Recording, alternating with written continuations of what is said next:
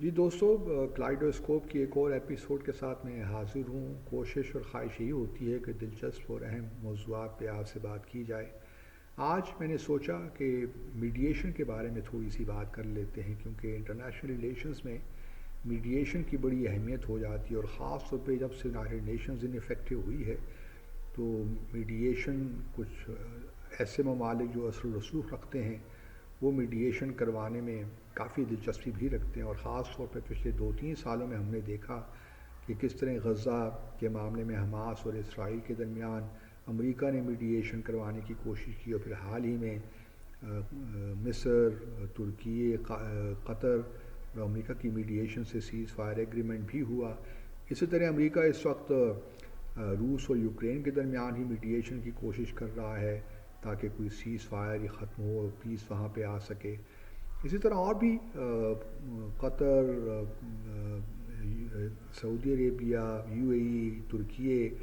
ان ممالک نے بھی پچھلے کچھ سالوں سے کافی ایفرٹ کی ہے میڈیشن کے کانٹیکس میں، بلکہ ترکی نے تو اپنی فورن وزارت خارجہ میں ایک میڈیشن کا پورا ڈویژن بھی بنا رکھا ہے نیا۔ تو اس سے ظاہر ہوتا ہے کہ ایک ملک کا اثر رسوخ بڑھتا ہے، اس کا اسٹیچر بڑھتا ہے انٹرنیشنلی، اور اگر کوئی ملک واقعی میڈیشن نیوٹرل طریقے سے اور فیئر طریقے سے کرے تو اسے کریڈینشلز بھی مضبوط ہوتے ہیں۔ اور ترکی نے کوشش کی یوکرین اور رشیا کے درمیان بھی، اور کسی حد تک کامیاب بھی ہوا انیشلی، لیکن اب بات پریزیڈنٹ ٹرمپ نے یہ کہا ہے کہ جی میں اس کو میڈیٹ کرتا ہوں۔ اب دیکھتے ہیں کہ ان کی ایفرٹس کتنی بابر ثابت ہوتی ہیں۔ اب یہ جو آرگنائزیشن بنی ہے چائنا میں، اس کے اس وقت 36 ممبرز ہیں میرے خیال میں، اور اس میں ویسٹرن دنیا سے کوئی نہیں ہے، جس سے یہ معلوم ہوتا ہے کیونکہ چائنا نے یہ انیشیٹو ہے اور ہانگ کانگ بیس ہے، تو اس لیے ویسٹرن دنیا کو اتنا انتھوزیازم یا انٹرسٹ شو نہیں کر رہی۔ بھارت بھی اس کا ممبر نہیں ہے، اور نہ مجھے لگتا ہے کہ بھارت کبھی اس کا ممبر بنے گا، کیونکہ ٹریڈیشنلی بھارت میڈیشن کو اتنی پسندیدہ سے نہیں دیکھتا رہا۔ اور ابھی جب ٹرمپ صاحب نے یہ کلیم کیا کہ سیز فائر میں ان کا بہت بڑا ہاتھ ہے پاکستان اور بھارت کے درمیان، تو وہ بھی بھارت نے ڈینائی کر دیا۔ اسی طرح جب ٹرمپ نے کشمیر میڈیشن کی بات کی تو وہ بھی انہوں نے کہہ دیا کہ کسی تھرڈ پارٹی میڈیشن کی یہاں پہ گنجائش نہیں ہے۔ اب سوال یہ پیدا ہوتا ہے کہ چونکہ میڈیشن وہیں پہ دیکھیے کام آتی ہے جب کہ دو پارٹیز ایک دوسرے سے بات نہ کرنا چاہیں، یا اعتماد کی اتنی کمی ہو کہ کوئی ایگریمنٹ ہی پاسبل نہ ہو۔ اور 1950s میں اگر آپ دیکھیے تو پاکستان اور بھارت کے درمیان اس وقت بھی ایک جنگ ہو چکی تھی 1948-49 میں، تو اس کے بعد ورلڈ بینک نے ہی تقریباً 8-9 سال مذاکرات کروائے پاکستان اور بھارت کے درمیان، اور پھر کہیں جا کر انڈس واٹر ٹریٹی وہ سائن ہوئی 1960 میں۔ تو میں کہ پاکستان اس وقت بار بار یہی کہتا ہے جی کمپریہنسو کمپوزٹ ڈائلاگ، لیکن میرا خیال میں this approach has outlived its utility and life. ابھی کوئی نئی چیزوں کی ضرورت ہے، اور مجھے جہاں تک لگتا ہے کہ میڈیشن کے بغیر یہ اب ممکن نہیں ہوگا کہ پاکستان خاص طور پہ جو جموں اور کشمیر کا معاملہ ہے، فار دیٹ میٹر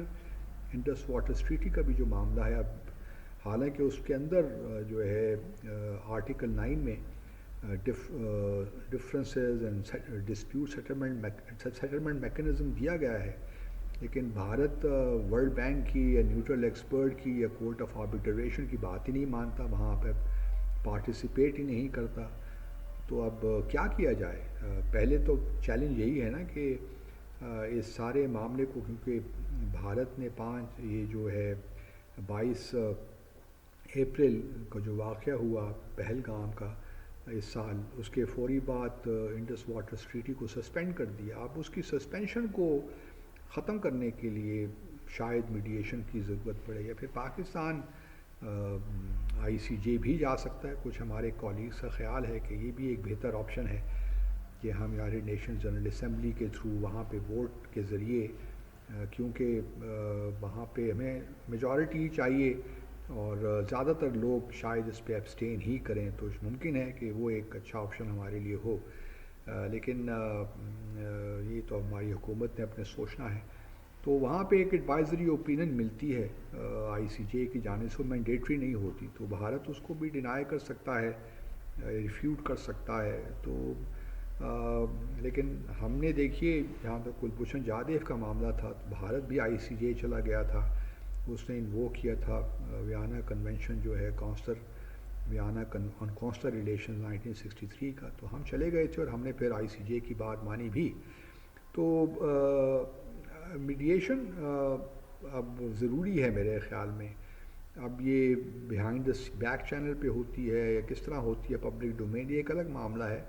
اس کی ڈیٹیلز پھر طے کی جا سکتی ہیں. لیکن پہلا سوال یہ ہے کہ بھارت کو لایا جائے میڈیشن کی جانب، اور بھارت کو خود بھی اس بات کا اندازہ ہونا چاہیے کہ اب وہ جو شملہ ایگریمنٹ کی رٹ لگائے رہنا اور بائیلیٹرل کہنا کہ جی یہ بائیلیٹرلی ڈسکس ہوں گے اور سیٹل ہوں گے، یہ اب ممکن نہیں ہے میرے خیال میں. اس لیے اور کسی حد تک ہم اپروچ کر سکتے ہیں جو انٹرنیشنل آرگنائزیشن ہے یہ فار میڈیشن ہانگ کانگ میں، اس کو یہ جموں اور کشمیر کا معاملہ بھی ریفر کیا جا سکتا ہے کہ اس میں آپ میڈییٹ کروائیں، اور پھر دیکھتے ہیں کیا نتائج نکلتے ہیں. کیونکہ 5 اگست 2019 کے بعد تو بالکل حالات بھارت نے تبدیل کر دیے ہیں. تو اس کانٹیکس میں بھی اگر آپ دیکھیے تو ہم اس کو انووک تو کر سکتے ہیں، گو کہ بھارت اس کا ممبر نہیں ہے، لیکن پھر بھی کوئی نہ کوئی ایکٹیویٹی ضروری ہے اس معاملے میں. تو میڈیشن ایک امپورٹنٹ انسٹرومنٹ ہے، اور اس سے دنیا بھر میں ترکی نے دیکھیے نا اپنا کلاؤڈ کتنا بڑھایا. اسی طرح قطر نے دیکھیے پہلے امریکہ وہ کہ اس میں تھوڑا بہت ہمارا بھی رول تھا، طالبان اور امریکہ کے درمیان بھی ایگریمنٹ ہوا 29 فروری 2020 کو دوحہ ایک ایگریمنٹ. تو قطر نے بھی اپنا کلاؤڈ کتنا بڑھایا، حالانکہ چھوٹا ملک ہے لیکن اس کا کلاؤڈ تو ہے. اور سعودی عرب نے بھی کوشش کی، یوکرین امریکہ اور رشیا کے درمیان انہوں نے ایک میٹنگ بھی کروائی ریاض میں، اور اس طرح معاملات کو آگے لے جانے کی کوشش بھی کی. تو یہ ایک اچھا پروسیس ہے، اچھا انسٹرومنٹ ہے. ہمیں اس کو کس طرح استعمال کرنا ہے یہ دیکھنے کی بات ہے، خاص طور پہ انڈس واٹر ٹریٹی کے کانٹیکس میں، اور پھر جموں اور کشمیر اور بھی ایشوز ہیں، سر کریک بھی ہے، سیاچن بھی ہے، اس میں بھی انوالو ہم کر سکتے ہیں انٹرنیشنل میڈیشن کو. بھارت یقینی طور پہ، کیونکہ بھارت کے ان سارے معاملات میں جو پوزیشن ہے وہ کوئی اتنی اسٹرانگ نہیں ہے، تو اس لیے ایک نقطہ نظر تو یہ بھی ہے کہ بھارت کبھی میڈیشن کو ایکسیپٹ نہیں کرے گا، وہ بائیلیٹرل ہی انگیج کرے گا، اور یہی اس طرح ہی معاملات چلتے رہیں گے اور مزید کمپلیکیشنز پیدا ہوتی رہیں گی. Thank you.